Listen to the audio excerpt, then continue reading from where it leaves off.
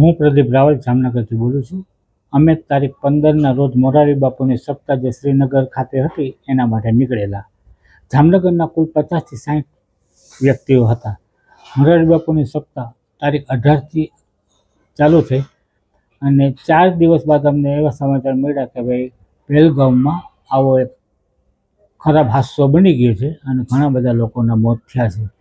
એટલે મોરારી બાપુએ 5મા દિવસે સપ્તાહ સ્થગિત કરી દીધી અને અમને લોકોને કહ્યું કે આપ લોકો બધા જે મારા અનુયાયી છો એ લોકો જેમ બને વહેલા તમે અહીંથી શ્રીનગર છોડી દો અને આપણે સૌના ગામે વયા જાઓ.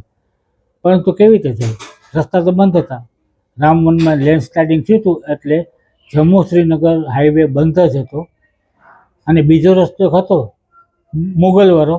હવે એ પૂંચ અને રાજૌરી ડિસ્ટ્રિક્ટમાંથી જતો હતો. એ તો આતંકવાદનો અડ્ડો છે એટલે એ રસ્તેથી જવાનું હિતાવહ નહોતું. પણ જેવો રસ્તો ચાલુ થયો એ ભેગા અમે શ્રીનગરથી જમ્મુ જવા રવાના થયા.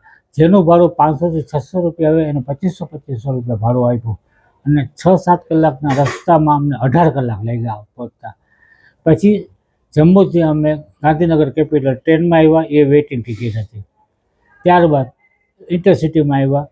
માંડ અમે ઘરે પહોંચ્યા. અમને એમ લાગ્યું મોતના મુખમાંથી અમે પરત થયેલા છીએ.